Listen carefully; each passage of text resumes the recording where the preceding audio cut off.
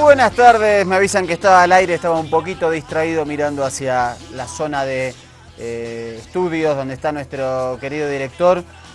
Bueno, una nueva emisión de Ojo con los Medios. Esta vez el tema que nos ocupa es la Argentina versus los fondos buitre. Se está desarrollando en estos momentos en la Organización de Estados Americanos un debate sobre el problema del ataque especulativo contra la Argentina. Recordemos que desde hace una semana un juez de los Estados Unidos, el juez Griesa, decidió darle prioridad a los fondos buitres, unos fondos especulativos que se dedican a utilizar y a meterse en países con problemas de default, a comprar deuda barata y después sin ningún tipo de negociación, a tratar de cobrar sumas astronómicas y multimillonarias respecto al precio de los bonos que habían adquirido. Argentina planteó esto en el seno de organismos supranacionales. A principio de semana fue en la OEA, donde la gran mayoría de los cancilleres, por unanimidad, 32 sobre 33 países, determinaron que se hiciera esta reunión hoy en Washington, salvo con la abstención de los Estados Unidos. Hoy se está realizando y se observa claramente la adhesión latinoamericana a la Argentina por este ataque especulativo, y además se han planteado interesantes argumentaciones sobre la necesidad de reformar la estructura, la arquitectura financiera internacional. Por favor, le pido a pantalla completa que escuchemos un poquitito lo que está pasando ahora en la OEA. Tenemos al representante de Panamá hablando en estos momentos. Hemos escuchado con suma atención no solo la intervención del canciller de Argentina y el ministro de Economía y Finanzas Públicas, sino también a cada uno de los ministros de Relaciones Exteriores y delegados especiales ante esta consulta, con relación al reciente fallo referido a un grupo de tenedores de títulos de deuda soberana de la República Argentina pendientes de reestructuración. Y entendemos sumamente provechoso no solamente el caso en cuestión, sino ver posibles escenarios y el impacto sistémico de esta situación más allá de lo que tenemos al frente. En ese sentido, resaltamos y saludamos la reiterada voluntad del gobierno de Argentina, que aún en condiciones adversas ha expresado su intención de cumplir con su deuda externa y negociar de buena fe. Y ofrecemos nuestro respaldo para que pueda seguir cumpliendo con sus obligaciones y honrando compromisos, y a través de un diálogo en condiciones justas, equitativas y legales, logra acuerdos no solamente con el 92% de los acreedores que ha podido hacer, sino con el 100%, y que esta situación no comprometa ni afecte su proceso de reestructuración de deuda soberana. No podemos dejar de expresar nuestra alta preocupación por el comportamiento que tienen agentes especulativos que ponen en riesgo la salud del sistema financiero internacional. Pero más aún, quisiéramos aprovechar esta ocasión para poner de manifiesto un vacío legal que debe dar lugar a una reforma en la normativa internacional que permita de manera firme proteger el bien común del afán de ganancias extraordinarias que puedan tener ciertos sectores. Por lo tanto, entendemos también prudente en esta etapa plantear la necesidad de que en los foros correspondientes se pueda establecer un mecanismo internacional que permita resolver los conflictos de intereses suscitados por default soberanos. Muchas gracias, señor presidente. Bueno, ahí veíamos en vivo por la cadena hermana Telesur el debate en el seno de la Organización de Estados Americanos, donde la Argentina unas horitas más temprano planteó sus argumentos respecto a este ataque especulativo de parte de los fondos buitre contra la Argentina. Estamos ahora en comunicación con el comandante Andrés Alardi. Querido comandante, desde Cochabamba, ¿cómo estás?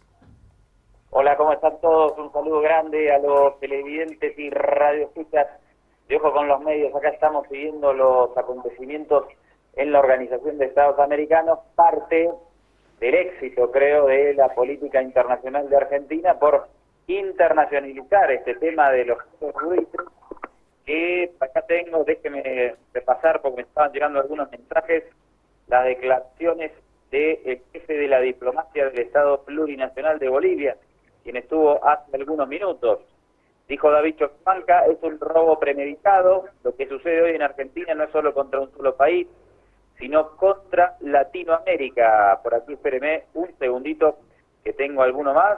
Tengo por acá Elías Cagua, canciller de Venezuela, que exhorta a la región a alinearse en el camino de la emancipación financiera, partiendo del fortalecimiento del Banco del Sur. Alguna más de David Choquehuanca, textual: proponemos impulsar la construcción de una nueva arquitectura financiera internacional. Una más, y ya termino con el David Choquehuanca: debemos emitir leyes que limiten la especulación a costa de los pueblos. Bueno, solidaridad absoluta. ¿Y usted decía que Estados Unidos no participa en esta mesa? Estados Unidos no está en esta mesa, no han podido asistir todos los cancilleres, pero en la reunión que hubo el lunes, 32 de 33 países avalaron este pedido de Argentina para poder argumentar, y creo que de aquí va a salir una interesante declaración, no solo en solidaridad con Argentina, porque me parece que todos los países están dándose cuenta de que esto afecta en general a la mayoría de los países del llamado tercer mundo o países en vías de desarrollo, porque si los fondos buitres logran quedarse o ganar esta partida, esto puede ser un antecedente muy complicado para, en general, el concepto de default. Entonces, yo creo que va a haber una declaración vinculada a lo que usted decía, que dijeron los cancilleres Jagua de Venezuela y Choquehuanca del Estado Plurinacional, respecto a la necesidad de modificar la estructura y la arquitectura financiera internacional. Bueno, me alegro, de cierta manera es saludable que ante los embates estos del capitalismo financiero más rancio a nivel internacional, en la región Argentina no se quede sola y reciba la solidaridad manifiesta de nuestros países. Y está bueno también que en este foro tan discutido como es la Organización de Estados Americanos, me parece que ya no tienen más espacio para hacerse los distraídos ante hechos como estos.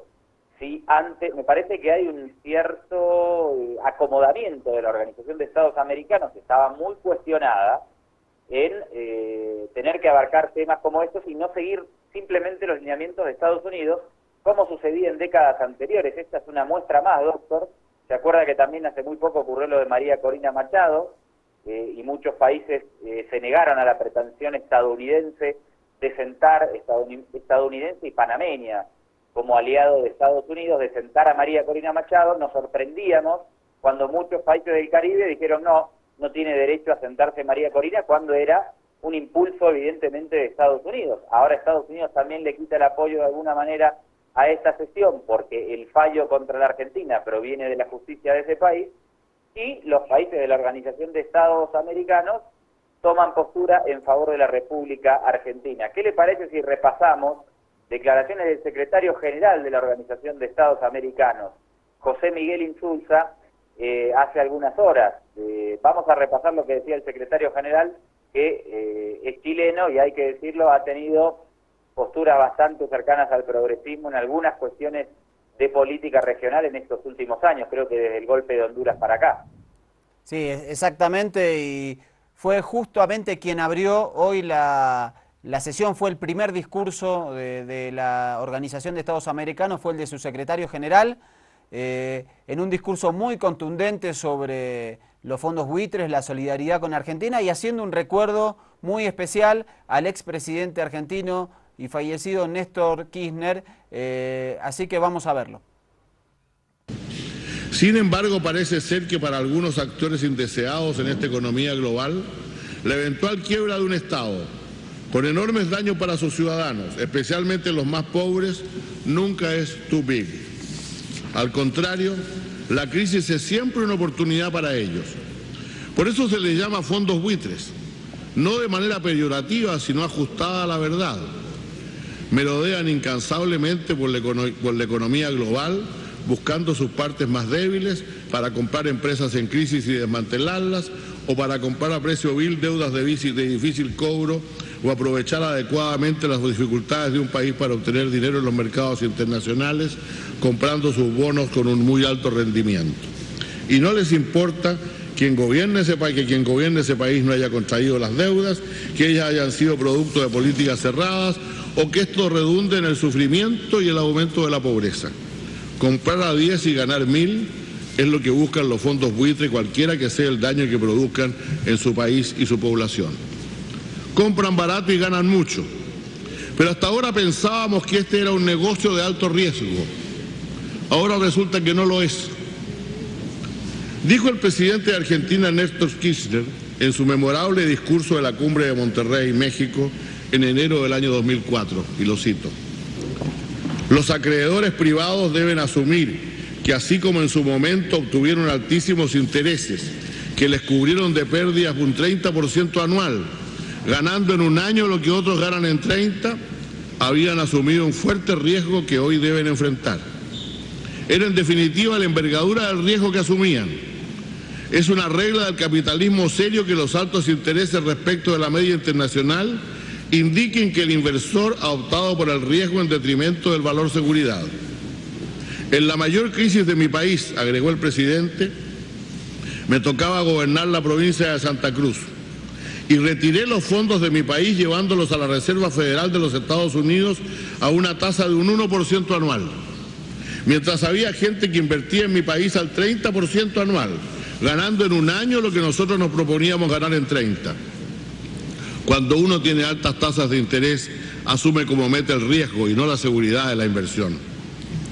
En esas condiciones no resulta ni moral ni racional la protección que por allí se postula a favor de quien manejó sus fondos como si concurriera a un casino de juego. Fin de la cita. Ahora se dice en cambio que los que apuestan en el juego especulativo de las finanzas internacionales pueden cometer cualquier exceso, porque siempre serán protegidos de la misma manera que aquellos que ejercen la prudencia y aceptan reglas del juego más limpias y solidarias. El segundo aspecto de la paradoja es que los esfuerzos por crear un sistema de reestructuración de la deuda soberana que proteja los intereses legítimos de los tenedores de bonos y a la vez evite que los países se vean impedidos de crecer y atender las necesidades urgentes de sus ciudadanos agobiados por el peso de la deuda, encuentren el espacio suficiente para hacerlo. Se encuentran ahora hipotecados por una decisión que dice que el que acepta una renegociación y el que no la acepta debe pagarse al mismo tiempo. Pero la peor paradoja es que aunque todos los gobiernos de todos nuestros países y de los organismos internacionales que nosotros hemos formado están de acuerdo en que se está llevando una aberración injusta, llevando a cabo una aberración injusta, no aparezcan hasta ahora los instrumentos para corregirla. Y yo espero que esta reunión de consulta sea útil para ellos. Concluyo pues, señores ministros y delegados, recurriendo nuevamente a las palabras de Néstor Kirchner en Monterrey. Lo cito: asumiendo que nuestra deuda es un problema central, mantenemos una proporción que nos interesa aquí, una posición que nos interesa aquí reafirmar. No podemos pagar de un modo que lesiona las perspectivas de crecimiento económico y la gobernabilidad, generando pobreza, hambre, exclusión y conflictividad social. Esto ya se hizo y el resultado fue poner al país al borde de la ruptura institucional y la desintegración social. Nadie obtendrá beneficios si se ahoga el crecimiento de nuestra economía. La falta de crecimiento imposibilitaría pagar siquiera lo comprometido con los organismos multilaterales. La falta de crecimiento mataría nuestras esperanzas. Un año después, en 2005, Argentina alcanzaría la primera renegociación de su deuda, seguida de una segunda en el año 2010, y ha ido pagando sus compromisos gracias al crecimiento de su economía. Ayudemos, pues, a que aquellas esperanzas del presidente Kirchner se sigan haciendo realidad. La región reacciona, era el secretario general de la Organización de Estados Americanos, José Miguel Insulza, pidiendo que no se ahoguen a los países con el tema de la deuda, más candente que nunca con las decisiones de la justicia estadounidense, o más precisamente de juez Griesa, en lo que tiene que ver con los fondos buitres y los pagos que debe realizar la Argentina. Justamente su representante en el marco de la OEA, o más bien el canciller argentino, Héctor Timerman, también declaraba sobre el tema. Vamos a compartir, son 5 minutos, lo principal del discurso de Héctor Timerman. Pero señores, el tema de la deuda externa no es un problema teórico, es un problema práctico, es un problema político. Por eso están los cancilleres hoy aquí, por eso están los distintos gobiernos, por eso está la Asamblea de la Organización de Estados Americanos reunidos. Porque el problema de la deuda externa afecta a la gente. La Argentina ya pasó por un default. En el año 2001 la Argentina tuvo el mayor default de la historia del que se tenga conocimiento de cualquier otro país. Y eso provocó pobreza en mi país. El índice más alto de pobreza de la historia de mi país. Provocó desempleo, el índice más alto de desempleo del que se tiene memoria en mi país. También afectó la salud, afectó la educación, afectó el futuro de las generaciones, afectó a muchos chicos que vieron crecer, que crecieron viendo a sus padres sin trabajo.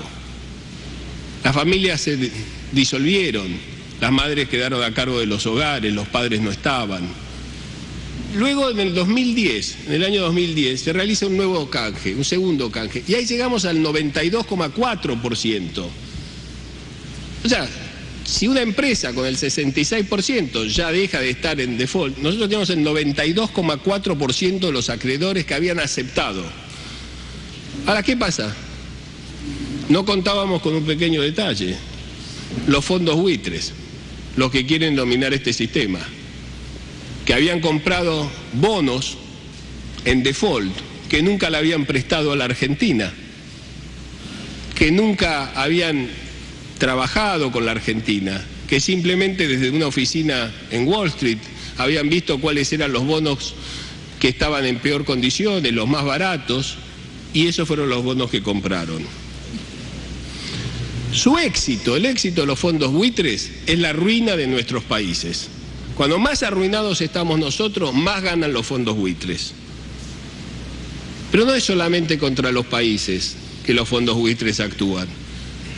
Déjenme recordarles una historia del principal actor de este drama que vive la Argentina, que se llama el señor Paul Singer.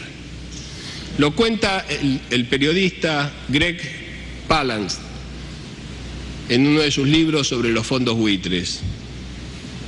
Resulta que el señor Singer compra una empresa, se llama Owens Corning, que se dedicaba a la fabricación de asbestos. Como ustedes saben, se descubrió que el asbesto produce cáncer y la mayoría de sus obreros estaban enfermos de cáncer. Comienza un litigio por las reparaciones económicas de los obreros de esta empresa, así está relatado en el libro, y claro, la empresa baja de valor. La empresa entra en convocatoria de acreedores porque no puede hacer frente a las demandas de sus trabajadores enfermos de cáncer. Entonces, ¿qué hizo el fondo buitre de Paul Singer? Compra la empresa por monedas, como compraron los bonos argentinos. ¿Y qué hace luego? Utilizando lobbies políticos, utilizando medios de comunicación adictos, utilizando mucho dinero, logra dos acciones. Una es hacer que la gente crea que los obreros no estaban enfermos, sino que exageraban en su enfermedad. Y dos, que las leyes de este país, de Estados Unidos, reduzca el tope de las indemnizaciones, con lo cual la deuda de la empresa se redujo considerablemente. Cuando logró todo eso, vendió la empresa y ganó $1.000 millones. Los obreros se murieron de cáncer. Así que hay una campaña contra mi país, pero no es solamente contra mi país. Lo que pasa en la Argentina ya se realizó en África también. Un fondo buitre en África confiscó los alimentos donados por otros países hasta que sea saldada la deuda de bonos que habían comprado. No vamos a aceptar la extorsión. No vamos a aceptar medidas contra el pueblo argentino. Vamos a negociar y no nos vamos a suicidar.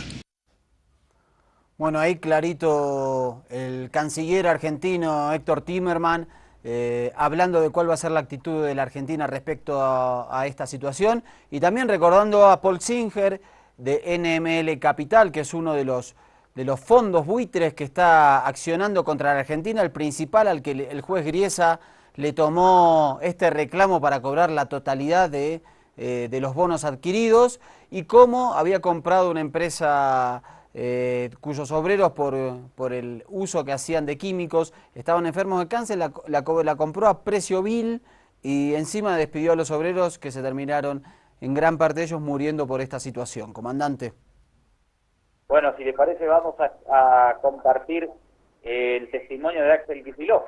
Exactamente, el ministro de Economía argentino, que también planteó y rechazó el fallo del juez Griesa en estos términos. Que Argentina, tal como dijo el canciller, y voy a pasarlo muy rápidamente, ya ha conseguido el abrigo, el apoyo de la comunidad internacional. Argentina tiene este problema que tiene las características que acabo de mencionar, pero es un problema de todos. Argentina tiene este problema que no es un problema solo financiero, no es un problema solo judicial, no es un problema solo de jurisdicción, no es un problema tampoco y exclusivamente de la Argentina, es del mundo entero y es un problema que muestra una falla en el sistema de financiamiento a los países. Porque el default, que no tenga salida, en realidad es la muerte financiera de un país. Y probablemente con este fallo y sus consecuencias se vuelva también inviable buena parte del proceso de funcionamiento del sistema de financiamiento internacional. Digo que es desquiciado porque Argentina tiene los recursos para pagar su deuda externa. Argentina lo ha venido haciendo y sin embargo este fallo de características absurdas lo que intenta hacer es que Argentina no pueda pagar. Y voy a demostrar que Argentina, siguiendo estrictamente este fallo, no puede pagar sus obligaciones. Y hay tiempos. Es por eso que lo que venimos a requerir junto con el canciller también son soluciones urgentes, no solo pronunciamientos. Argentina no quiere ser un caso de estudio para los libros de texto de cómo por una decisión absurda sufrió un pueblo, sufrió una nación. Y cómo después, con el tiempo, aparecieron algunos remedios a ese problema, cómo después el sistema financiero generó anticuerpos. Lo que necesitamos, lo que pedimos es que la comunidad internacional actúe, que los organismos multilaterales de crédito actúen y lo hagan prontamente, lo hagan antes de que el precipicio que estableció el juez Griesa esté adelante de nuestras narices. Por 30 centavos que invirtieron estos fondos buitres, hoy nos están pidiendo $1.80. Y un juez le dijo, páguese el $1.80. Pero si todo el mundo, siguiendo este ejemplo, y este es el peligro, que todos los fondos y todo el sistema financiero se contagie y se convierta en buitre. Y en lugar de apostar a un país que si sale mal después ofrece una reestructuración y esa reestructuración les permite recuperar parte del dinero porque ya lo demás lo habían ganado con esos extraordinarios rendimientos que tenían por el riesgo, lo que dice esto es que los bonos siempre se van a pagar en su totalidad. Queda abolido el default. Y ese gráfico que armaron Reinhardt y Rogoff de 50% periódicamente de los países cayendo en situaciones de default se va a convertir en una línea recta, pero los países y los pueblos van a estar ahogados abajo de esa línea muerta. Los fondos buitres litigan y niegan cualquier acuerdo, y cuando tienen un fallo judicial que obliga al país a pagar el 100%, allí aparecen. Su intención no es entrar ayudando al país, porque no lo fue, porque no prestaron la plata al país, sino que la compraron cuando el país estaba en default y nunca concurrieron a ningún proceso de negociación, sino que se fueron a sede judicial a reclamar el total de lo que decían los bonos en su fase. Así han atacado distintos países, Grecia recientemente, lo han hecho con Perú en un caso histórico. Bueno, ahí está, parece sensato y consistente el discurso de los representantes argentinos. Ahora, doctor, yo viendo este material me preguntaba, ¿a qué intereses responde el juez Griesa? O sea, todo esto parte de un fallo judicial de un juez de Estados Unidos que le dice a la Argentina, tiene que pagar todo lo que le piden estos fondos buitres. Y la Argentina dice, no, es demasiada la ganancia para estas personas y nosotros queremos renegociar. El juez dice que no. ¿Qué significa? ¿Que el gobierno de Estados Unidos avala la posición del juez Griesa? ¿Cómo es esto? No, en realidad el juez Griesa, perteneciente al Poder Judicial, no tiene el aval de Estados Unidos. De hecho, la administración Obama se pronunció con que esto era un fallo peligroso, pero lo que podemos decir en Estados Unidos no es común que se exponga públicamente las diferencias entre el poder político y el poder judicial. Lo que sí es claro es que el juez Griesa y los fondos buitres lo son lobistas de alto nivel con muchas vinculaciones, sobre todo en el Partido Republicano, y que aportan muchísimo dinero a las campañas presidenciales y con alto poder, está muy influenciado y tiene vínculos con estos fondos buitres y por eso atiende esta demanda que ha puesto en jaque no a la Argentina, sino al sistema financiero internacional, porque puede sentar un precedente muy peligroso para el tema de los default de deuda. Bueno, usted tiene un recorte por ahí, parece que al juez Griesa no le va muy bien entre sus colegas en los Estados Unidos. ¿Usted tiene alguna información al respecto? Sí, efectivamente, el suplemento económico del diario Clarín ha sacado una nota en la cual la Sala de la Toga, que es una página web estadounidense donde los jueces son juzgados tanto por sus pares como por por fiscales, empleados de tribunales, abogados y litigantes, votan y dan su opinión sobre los jueces con los que se cruzan en diferentes litigios judiciales. De 1 a 10 recibió el juez Tomás Griesa un 4.2, es decir, la mayoría de las personas que han actuado con este juez le han dado una imagen muy negativa. De los 14 puntos valorables, lo calificaron en algunos casos como poco trabajador, con mal desempeño en las negociaciones para llegar a arreglos extrajudiciales. Esto da claramente en el kit de la cuestión respecto a esto. Repito, mal desempeño en las negociaciones para llegar a arreglos extrajudiciales. En este punto sacó un 3 sobre los 10 puntos posibles, es decir, que en esta sección de comentarios que se llama la Sala de la Toga o el Robin Room, de acuerdo a su denominación en inglés, el juez Griesa está muy mal visto. Bueno, me parece que el juez Griesa, que fue nombrado durante la administración de Richard Nixon a inicio de la década del 70, ya está un poco cansado, ¿no? Este tema de que trabaja poco, no arregla fallos de manera extrajudicial.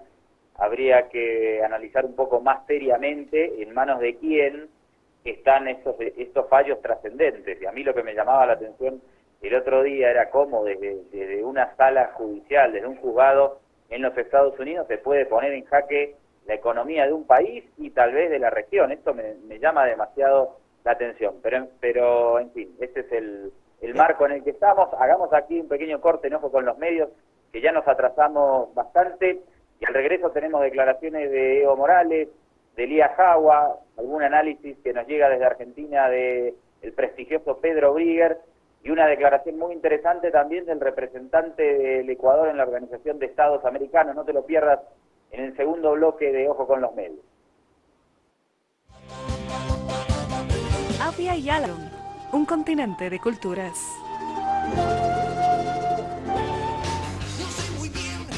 Segundo bloque de Ojo con los Medios, tratando aquí el tema de la Argentina versus los fondos buitres, y nos vamos a ver una declaración al respecto que hizo de solidaridad el presidente Evo Morales en el marco de la cumbre antiimperialista que se desarrolló en Cochabamba. Vamos. Lo que está pasando en Venezuela y Argentina. En Venezuela, desde el imperio, una agresión política. Y en Argentina, una extorsión económica mediante el llamado fondos buitre. Es el capitalismo. Y desde aquí rechazamos, condenamos esa agresión política y económica a dos países de Sudamérica. Argentina y Venezuela. ¿Serán nuestros nuevos instrumentos de dominación o tal vez son nuevos instrumentos de saqueo? Donde no nos roban nuestros recursos naturales, ahora tienen esta clase de políticas de una especulación financiera. Finalizó la reunión extraordinaria de la Organización de Estados Americanos y a ver si tenemos la posibilidad de engancharnos en vivo y en directo con Washington. Está el enviado especial de Telesur, Rolando Segura, lo escuchamos. En esta 28 reunión consultiva de la OEA ha estado la necesidad de establecer una nueva arquitectura financiera internacional, pero sobre todo los elementos que plantea esta resolución presentada por Brasil y Uruguay, y es la necesidad de establecer condiciones para que cualquier nación pueda discutir con sus acreedores de manera equilibrada, de manera justa, sus obligaciones de deuda. Es importante señalar también, como lo decía el ministro de Economía de Argentina, también su canciller, que durante los últimos 10 años han estado pagando su deuda. Han sido más de 190 millones de dólares los que han pagado durante estos años, pero al mismo tiempo una deuda. Ahí está, doctor. Enlazamos en vivo y en directo Washington con Rolando Segura, con La Paz y Cochabamba. Decía Rolando Segura que surgía de la exposición de los representantes la necesidad de reestructurar el sistema financiero. ¿Se acuerda que durante el año 2008, cuando fue la gran crisis financiera internacional, se habló mucho de este tema en el G20, finalmente no pasó nada? Vamos a ver si ahora desde la región, desde aquí, de Sudamérica, se puede lograr alguna fuerza de manera colectiva para que comencemos a pensar y reestructurar este sistema, esta dictadura financiera del capital.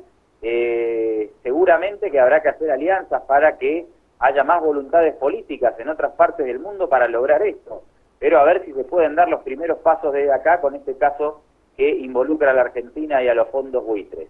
¿Tenemos más material sobre este tema preparado? Sí, exactamente.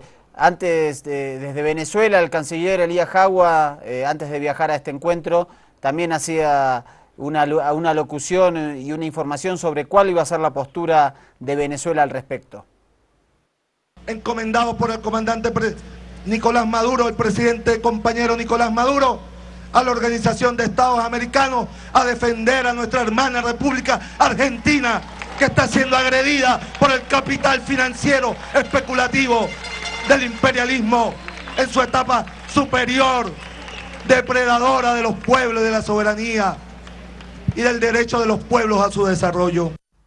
El canciller Elías Jagua desde Venezuela, y de Venezuela nos vamos a Buenos Aires, capital de la República Argentina, para un análisis del especialista Pedro Brigger. Vamos a ver qué dice y cómo lo relaciona con este tema de integración regional y cómo reacciona Sudamérica y América Latina ante estos hechos. El movimiento de capitales especulativos tiene muchas características, pero la central, por supuesto, es obtener ganancia a corto plazo. Poco importa si en este proceso se pone de rodillas a un banco central, a un país o se hace quebrar directamente a un Estado. Poco le importa al capital especulativo o al capital en general que detrás de esto hay personas, seres humanos, que pueden sufrir las consecuencias directas de este movimiento de capitales. En América Latina estamos viviendo un momento muy particular justamente porque la Argentina está viendo una ofensiva de un sector de estos capitales especulativos, los llamados fondos buitres, que por supuesto lo que quieren es obtener ganancia a corto plazo, a mediano o a largo, sin importar lo que suceda en el país. La gran pregunta es cómo se responde. Por supuesto que existe una respuesta económica, pagar o dejar de pagar, pero también hay una respuesta política, y es lo que está intentando de hacer América Latina en este momento.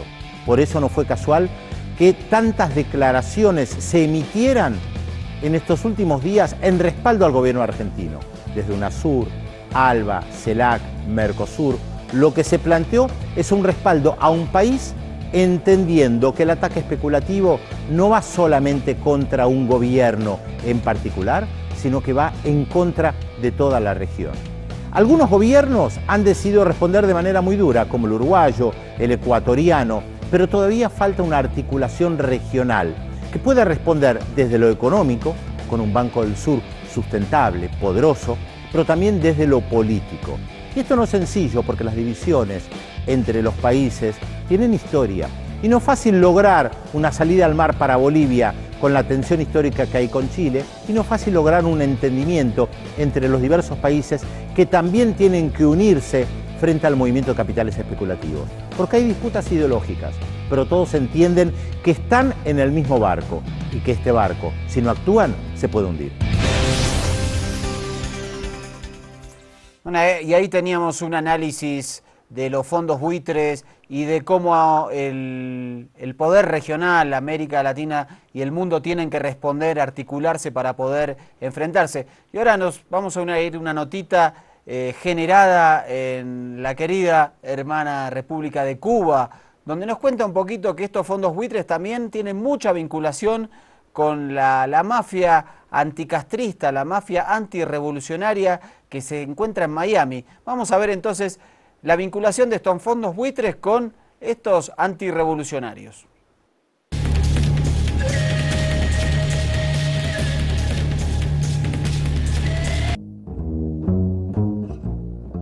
Varios fondos buitres de Estados Unidos, NML Capital y Aurelius Management, lograban que la Corte Suprema de Estados Unidos condenara al Estado de Argentina a pagarles 1.500 millones de dólares por bonos de deuda que adquirieron hace unos años por apenas 48 millones.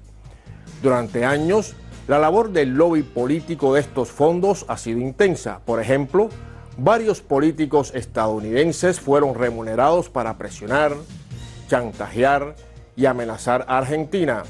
Entre ellos, como no, varios de la llamada comunidad cubanoamericana, por ejemplo, los senadores Robert Menéndez y Marco Rubio, conocidos militantes del anticastrismo, recibieron cada uno $117.000 de estos fondos buitre. Recordemos que en la crisis de 2001, Argentina declaró una moratoria de pagos y estos fondos especulativos recompraron la deuda del país a precios de chatarra. Años después, cuando Argentina trató de negociar su pago, se negaron en redondo y acudieron a los tribunales. Los medios internacionales no solo no recogen la lucha, que llega también a las calles de Argentina, contra esta injusticia económica y de soberanía. Además, se regodean con los apuros que esta situación implica para el gobierno argentino, que trata de evitar la inyección de enormes recursos destinados a lo social para pagar a verdaderos delincuentes financieros.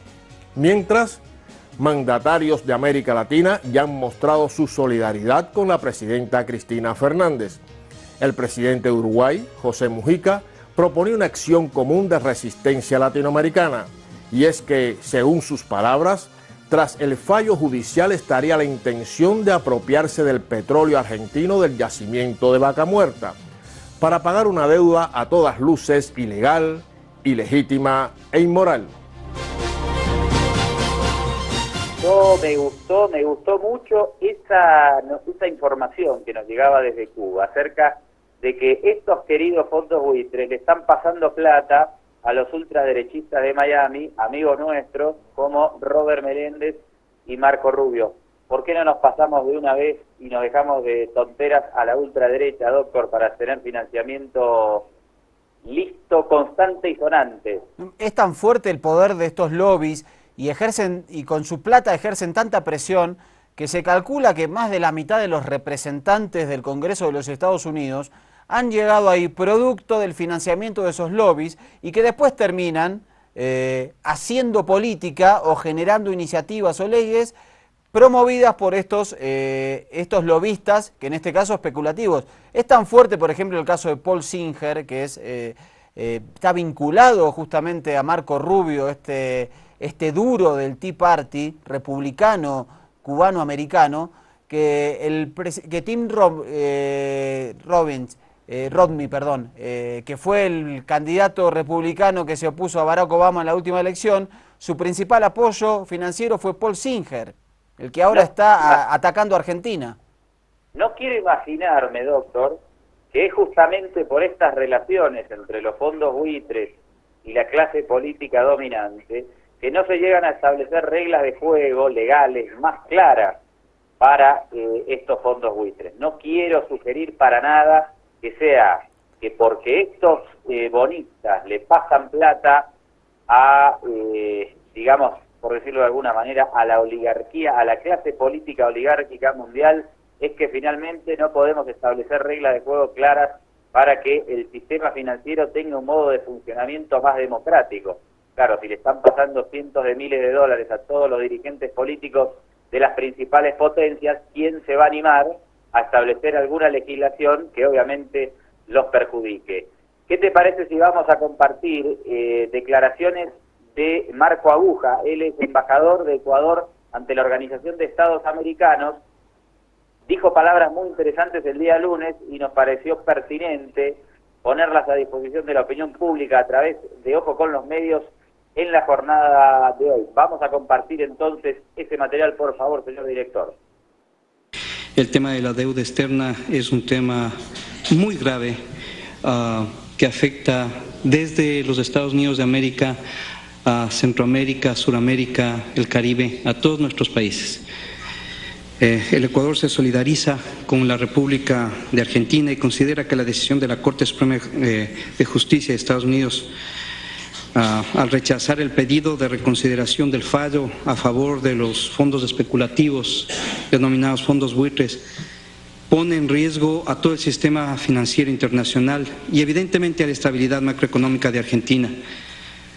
Como sabemos, la resolución deja en firme un fallo de primera instancia del juez Tomás Griesa que obliga a Argentina a pagar 1.500 millones de dólares, como ya nos ha informado su representante, a los acreedores externos, sin plazo y en efectivo.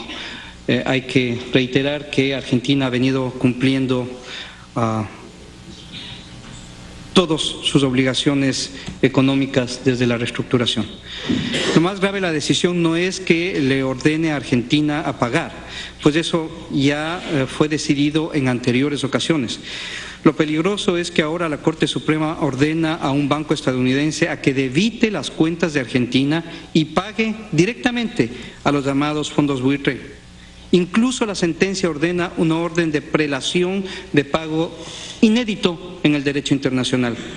Primero, el pago a los acreedores especulativos antes que a agentes financieros que accedieron a reestructurar la deuda argentina de buena fe.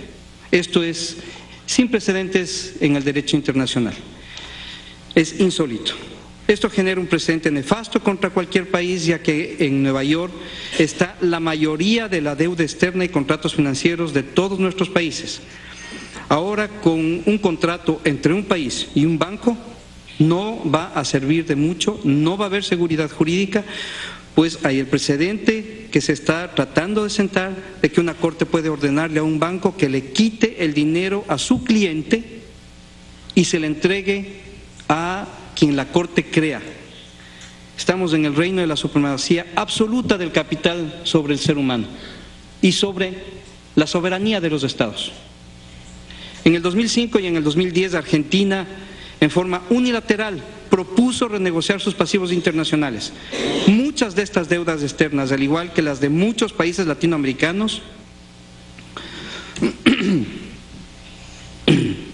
fueron adquiridas en forma ilegítima e inmoral por las dictaduras militares y por los gobiernos de la década perdida de los 80. En el caso del país que me honro en representar, Ecuador, fue el gobierno del presidente Rafael Correa el que denunció la ilegitimidad de la deuda externa ecuatoriana.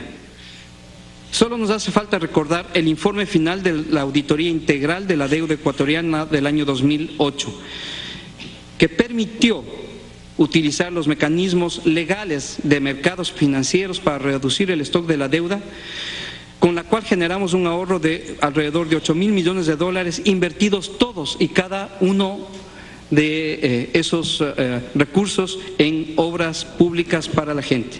Esto ha sido reconocido por la comunidad financiera internacional e incluso hay un documental muy extenso en Grecia tomando como modelo de renegociación y de reestructuración lo que hizo el Ecuador. Volviendo al caso argentino, cerca del 92% de los acreedores accedió a la renegociación y el resto acudió a la justicia norteamericana a demandar el cambio unilateral de condiciones y exigir que se respete las condiciones de endeudamiento y pago original, tal como lo explicó la presidenta del hermano país, Cristina Fernández de Kirchner, sin agotar ninguna instancia previa interna dentro del país ni acudiendo a los sistemas alternativos de solución de controversia. Obviamente son el negocio de los fondos especulativos es crear incertidumbre. La jugosa tajada de estos buitres ronda los 1.500 millones de dólares que serían los inmediatos beneficiarios de las decisiones del juez de Nueva York. Pero se desconoce el monto total de los demás acreedores de buena y de mala fe que podrían beneficiarse. Se ha hablado aquí de 15.000 millones de dólares. De otro lado, lo sucedido con Argentina es un llamado de atención a toda nuestra región, a todo nuestro hemisferio. Es necesario seguir perseverando en lo que se propuso hace más de un lustro: regular los mercados financieros internacionales, desconocer las jurisdicciones supranacionales que se arrogan jurisdicciones. Estas circunstancias también nos llevan, en la actualidad, a proponer de nuevo la necesidad de empujar el funcionamiento operativo del Banco del Sur y la nueva arquitectura financiera regional, como respuesta que cortan uno de los poderosos tentáculos de la gobernanza financiera mundial. La nueva arquitectura busca construir un espacio monetario regional para el intercambio de bienes y servicios como el Sucre, estructurar un instrumento financiero para UNASUR, como el Banco del Sur, que pueda servir incluso al hemisferio, una red de seguridad financiera alternativa al Fondo Monetario e incluso tribunales alternativos para tratar los diferendos relativos a inversiones. Son propuestas coherentes, viables y políticamente apropiadas para promover una auténtica integración latinoamericana. Únicamente para terminar, señora Presidenta, y perdónenme compañeros y compañeras haber tomado o utilizado tanto tiempo, pero los fondos buitres que están sobrevolando sobre la nación argentina son exactamente los mismos que en los últimos 6 años atacaron los países que según Naciones Unidas son los más pobres de la tierra y que se encuentran en África. Compraron deuda externa de $1 millón en $200.000 y demandaron por $40 millones. Deuda externa de $1 millón, compraron en $200.000 y demandaron por $40 millones a los países más pobres de la tierra que están en África, con nombre y apellido. Estos buitres están sobre Argentina. Ecuador tiene una deuda externa sana, está dentro de todos los parámetros normales, tenemos bonos soberanos emitidos y comprados, estamos dentro del mercado, no tenemos preocupación, pero tenemos dignidad y solidaridad con el pueblo argentino. Gracias. Está en vivo Elías Jagua, canciller venezolano, entrevistado por Telesur en Washington. ¿Qué les parece si enlazamos con la hermana cadena para escuchar y ver a Elías Jagua? Vamos. Y de las aspiraciones históricas de esta nueva América Latina y Caribeña. Canciller, ¿y cómo interpreta el hecho de que precisamente se habla de que es una declaración bastante equilibrada, sin embargo Estados Unidos se manifiesta en contra, Canadá se abstiene y Estados Unidos con la excusa de que en este país existe separación de poderes? En todos nuestros países existen separación de poderes, pero el derecho internacional priva, tiene que privar, no priva, lamentablemente no priva, pero tiene que privar sobre las legislaciones nacionales y sobre las atribuciones que se ha dado las autoridades norteamericanas de legislar sobre más allá de su territorio, ¿no? Es lo que nosotros hemos venido hoy a reclamar y esperamos que el gobierno de los Estados Unidos acompañara a la nación argentina, pero como lo ha dicho el canciller Timmermans, Argentina se queda con la solidaridad de sus hermanos, con la solidaridad de la América Latina y caribeña.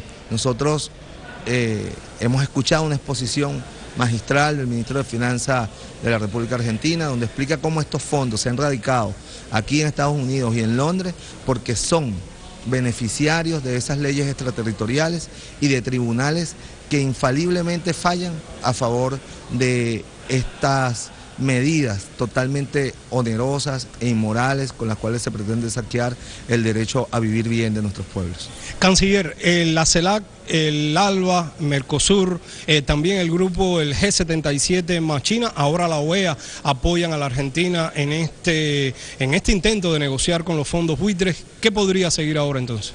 Bueno, vamos a esperar que Argentina se reúna con los llamados fondos buitres, con estos especuladores que son grandes especuladores que radican aquí en los Estados Unidos, son los grandes financistas de las campañas electorales en los Estados Unidos, hablando de independencia de poderes, ¿no? Hay países donde los poderes son independientes de sus estados y de sus pueblos, pero no de los capitales especulativos, ¿no? Y vamos a esperar esa reunión.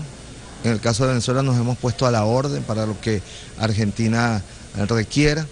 Y bueno, vamos a seguir dando esta batalla política, porque mucho más allá de la coyuntura de...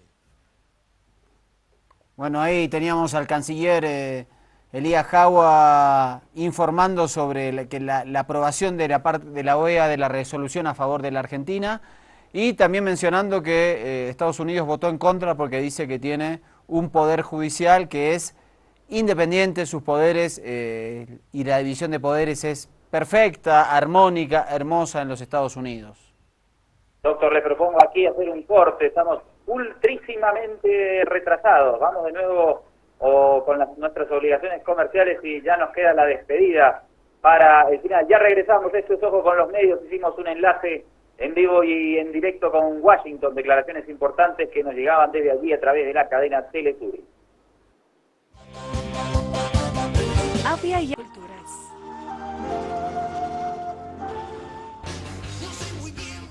Y acá estamos de vuelta en los estudios de Avia Yala, canal 61 de Cotel y 41 UHF, y también por la radio Causachuncoca en Cochabamba. Comandante, las últimas reflexiones, nos quedan 2 minutitos.